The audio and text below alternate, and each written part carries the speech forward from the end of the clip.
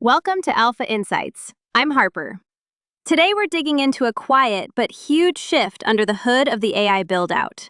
Why power and optics are suddenly the center of the conversation. With me is Jonathan, market analyst and someone who follows infrastructure trends closely. Remember, if you have questions as we go, you can ask us at stockalpha.ai. Also, U.S. markets are open today, so these are live developments. Thanks, Harper. Great to be here.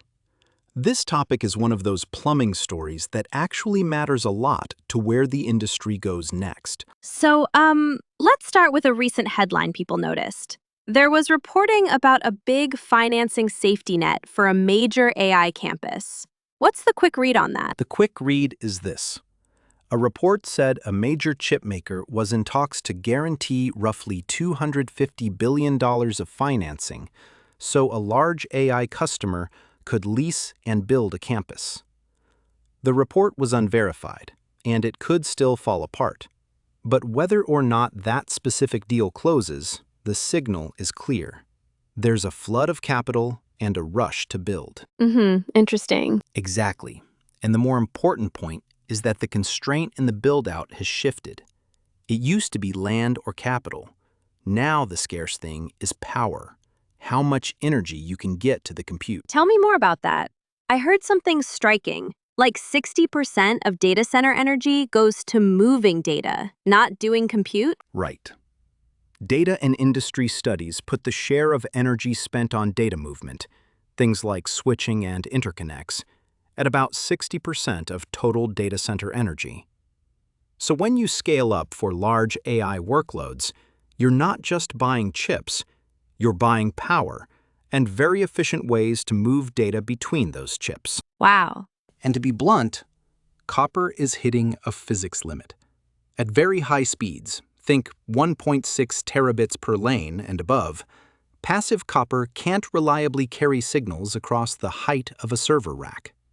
That forces a switch to optical links placed much closer to the silicon. So that's where co-packaged optics comes in? Exactly. Co-packaged optics means putting the optical engine right next to the network switch silicon, so you cut the long electrical paths. The payoff is big. Industry bench tests and vendor claims suggest roughly a 30 to 40% reduction in power per port at speeds like 800 gigabits and above.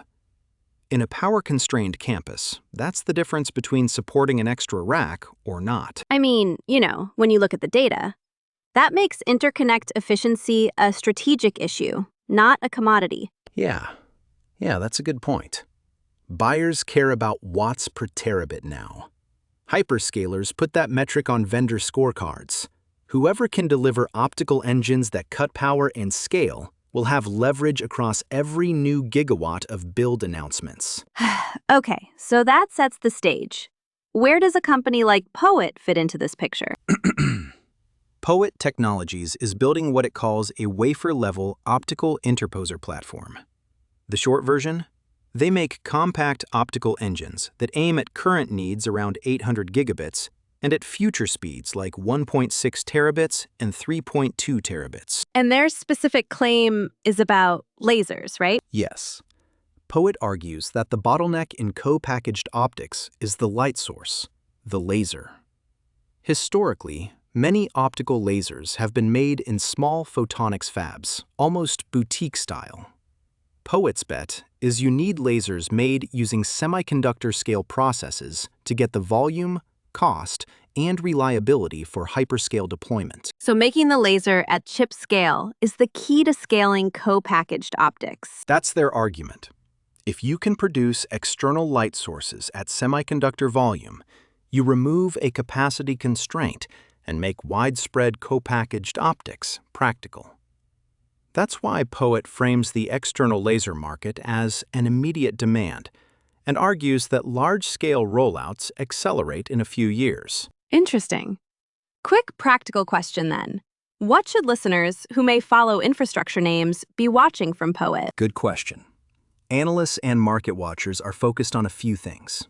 Progress on shipment volumes under any supply agreements they've announced, visible traction at 800 gigabit and 1.6 terabit engines, and whether customer qualification steps are turning into revenue.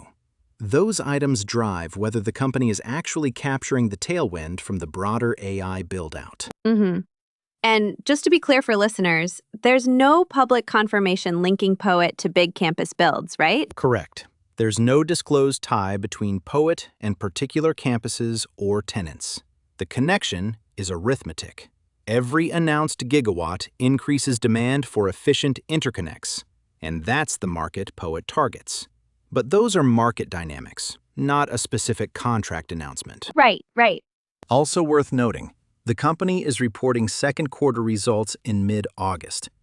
That report is a near-term event that could show whether qualification and supply steps are translating into real shipments and revenue. Honestly, I was a bit surprised by how much of the energy bill goes to moving data. It's one of those counterintuitive facts. You think the chips are the main power draw, and they are significant, but the networking layer is a huge and growing slice, especially as speeds increase. Okay, final quick take. How should our listeners frame this development in their mental map of the AI boom? Think of it like this. The AI boom is multi-layered. Capital and chips get headlines, but power and efficient data movement are the nuts and bolts that determine how big these campuses can grow. Co-packaged optics and scaled lasers are a small piece of the stack, but they unlock much larger deployments. Great. Let's close with a few key takeaways. Sure. Takeaway 1. Power is the bottleneck in the AI infrastructure build-out, not capital or land anymore. Takeaway 2. Interconnect efficiency matters. Co-packaged optics can cut per port power by roughly 30 to 40% at higher speeds, which changes capacity math for campuses. Takeaway 3. Watch execution.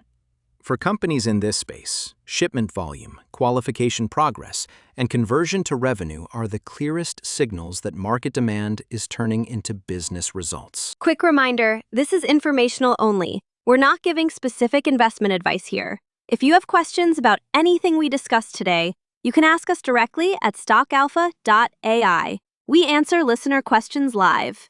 And for more market insights, head over to stockalpha.ai. Thanks for listening, and thanks, Jonathan. Thanks, Harper. Great conversation.